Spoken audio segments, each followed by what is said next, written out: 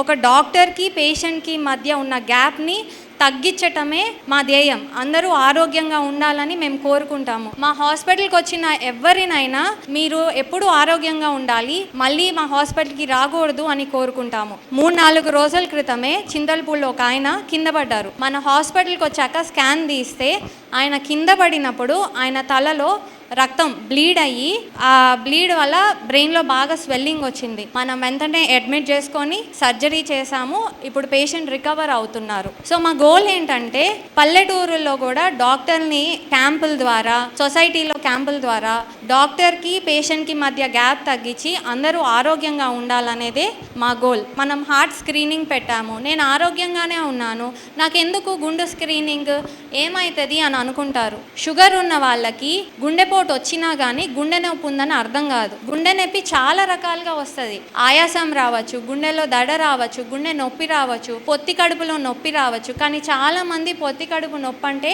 Gas అనుకొని వదిలేస్తారు. కానీ షుగర్ ఉన్న వాళ్ళకి సైలెంట్ హార్ట్ అటాక్స్ అంటాము. ఏమి నొప్పి ఏమి తెలియకుండా ఒకరోజు సడన్గా బీపీ తగ్గిపోయి హార్ట్ అటాక్లు వస్తాయి. అవన్నీ నియంత్రించడానికే ఈ గుండె స్క్రీనింగ్ పెట్టారు.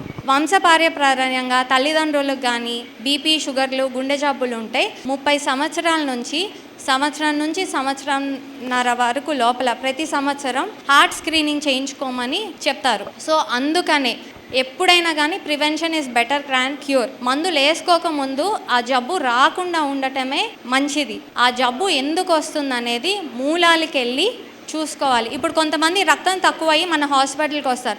ఆ రక్తం తక్కువైంది కదా అని రక్తం ఎక్కించి పంపించటం కాదు. ఆ రక్తం ఒక మనిషి నుంచి ఎక్కడి నుంచి పోతుంది, మొలల వల్ల పోతుందా, రక్తస్రావం నెల అవుతాం వల్ల పోతుందా, తక్కువ తినటం వల్ల పోతుందా, జ్వరం వల్ల తగ్గిందా, ఇవన్నీ చూసుకొని ట్రీట్మెంట్ చేస్తే వాళ్ళు మళ్ళీ హాస్పిటల్కి రాకుండా ఉంటారు. సో ఆ జబ్బు యొక్క మూలాలు తెలుసుకొని దాన్ని నియంత్రించటమే మా హాస్పిటల్లో ప్రతి డాక్టర్ ప్రయత్నిస్తారు. మామూలుగానే మన భారతదేశంలో చాలా మంది స్ట్రెస్లో ఉంటారు. అలా ఒత్తిడిలో ఉన్నప్పుడు కెటకాలమిన్స్ అనేవి రిలీజ్ అవుతాయి. అవి మన రక్త కణాలని ప్రభావితం చేస్తాయి. అప్పుడే వాళ్ళకి గుండెపోటు కానీ, పక్షవాతం కానీ, షుగర్లు కానీ రావచ్చు. అవన్నీ రాకుండా నియంత్రించాలన్నమాట. అందుకే కొంతమందికి బీపీ ఉండదు, షుగర్ ఉండదు, అలవాట్లు ఉండవు. అయినా కానీ యాంజియోగ్రామ్ చేస్తే 3 వెజల్స్ బ్లాక్ అయి ఉంటుంది, గుండె ఆపరేషన్ చేయాలని చెప్తాం. ఎందుకు? ఒత్తిడి వల్ల. మన శరీరంలో డయూర్నల్ వేరియేషన్ అనేది ఉంటుంది.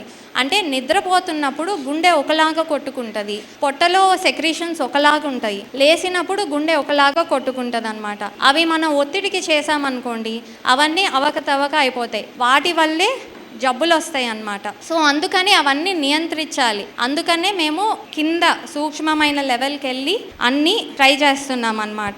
దయచేసి మనందరం కలిసి ప్రతి నెలకొకసారైనా క్యాంపులు పెట్టుకుంటా కొంచెం డాక్టర్కి పేషెంట్కి మధ్య ఆ దూరాన్ని తగ్గించి అందరూ ఆరోగ్యంగా ఉండాలనేదే మా కోరిక. Thank you.